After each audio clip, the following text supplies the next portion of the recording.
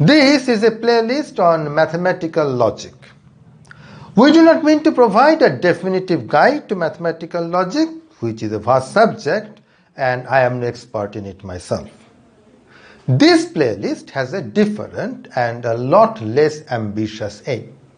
An aim that is of practical importance to an ordinary undergraduate student of mathematics, one whose primary intention is to learn topics like real analysis, linear algebra, or abstract algebra rather than mathematical logic. While studying the math subjects in your curriculum, you have to read through proofs of theorems. You read the proof and understand each line separately, but still you do not seem to see the motivation, the flow of logic, why the steps are done the way they are. You are unable to write down a similar proof yourself. Maybe you find it hard even to remember and reproduce the same proof. Sounds painfully familiar? A very basic understanding of mathematical logic provides a wonderful remedy to this. It is pretty simple, but somehow most math books do not clearly outline the process. And that's exactly what this playlist is for. The technique starts out very humbly, with familiar symbols like for all, there exists, and or not, and the two brackets. These are needed in all branches of mathematics, be it a traditional branch like real analysis or a modern branch like knot theory. Also, each branch will bring its own specific symbols. For instance, when you work with real numbers, you will need symbols for addition, subtraction, multiplication, division, and the different intervals. Nothing very surprising so far, right? But there is indeed an element of surprise even in these harmless things. It is possible to express all reasonings of human beings using just these symbols. That is hard to believe. That this is indeed possible was first propounded by the German mathematician Gottlob Frege, who is widely regarded as one of the greatest mathematical philosophers of all time. It is he who invented the symbols for all and there exists. A modernized version of his system of writing down arguments of mathematical logic is what is used today. This system is very helpful for students, but until recently it was difficult to typeset those symbols in a printed book. Possibly due to that reason, most books used to present proofs in various non-standard verbose ways, making it difficult for the students to grasp the flow of reason.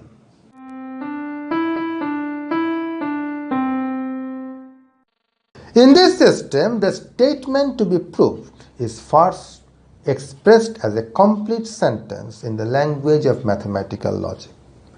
There are certain grammar rules that one needs to follow for this purpose. Let me show you an example. Suppose that we want to prove that fx equal to x cube is a continuous function. Then we will start by writing it out like this. For all epsilon greater than 0, for all a r, there is a delta greater than 0 such that for all x belonging to the neighborhood a delta, x cube must belong to the neighborhood a cube epsilon. This comes from the definition of continuity. Just notice that all the quantifiers are written at the beginning. The order among them is important. Many books push all the for alls to the very end. Don't do that, because then it becomes difficult to track the order of the for alls and their exists. Some people have the habit of writing a pre-specified epsilon, but that is unnecessary. The fact that this for all precedes the there exists already captures the idea. Actually, this exists delta is preceded by two for alls, one for epsilon and another for A. This means that this delta here can depend on epsilon as well as A. Now it may not be very easy to write the statement to be proved in such a formal form, but still it has to be the first step. If you cannot even write down what you want to prove, how can you ever hope to be able to prove it?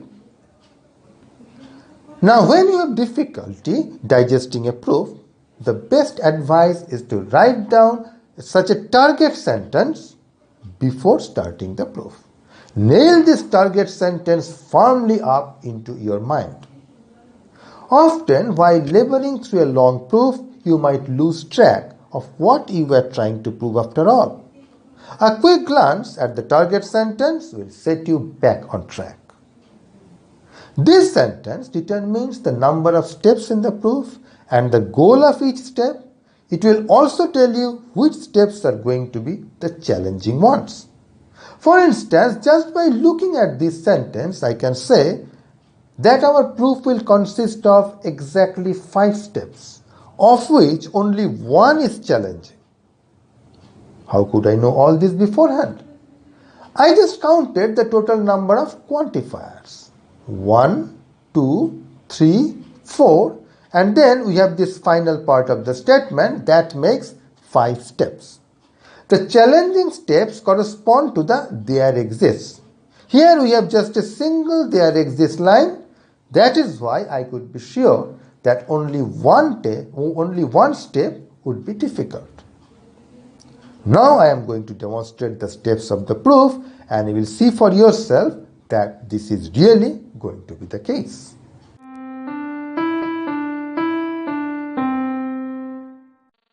This is the target sentence that we are going to prove.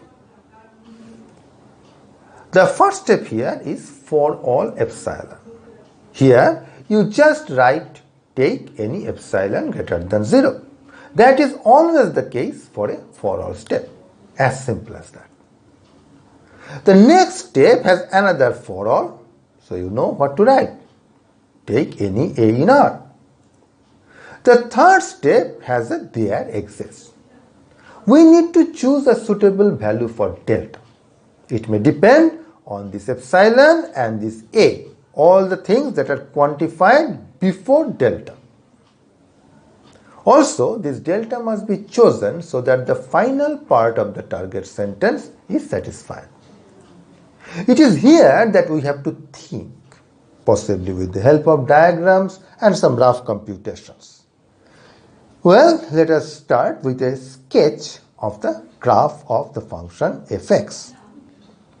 We want to keep x cube in this interval. Now, the corresponding 2 points in the x-axis is this, so we must choose our delta such that this neighborhood NA delta is within these confines. So, we can choose delta to be the minimum of these 2 distances.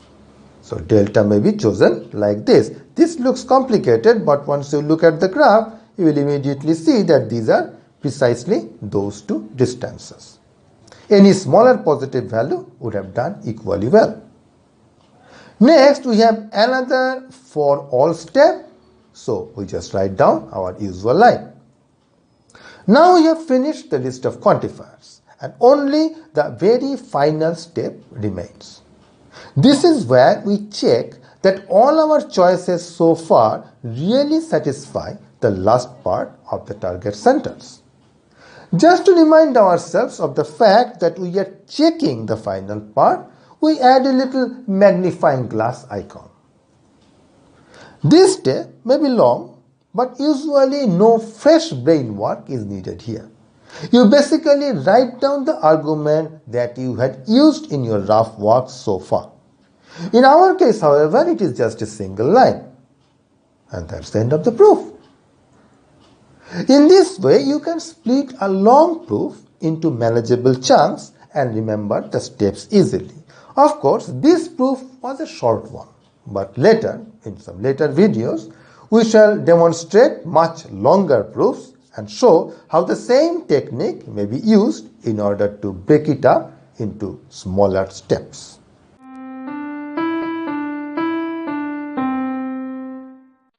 In this video, we discussed a way of writing down mathematical proofs. The technique comes from what is called the predicate calculus. It has far-reaching applications. We only looked at a minor aspect that will help you to cope with mathematical proofs better by splitting a long proof into manageable chunks. We shall go deeper into predicate calculus in the subsequent videos.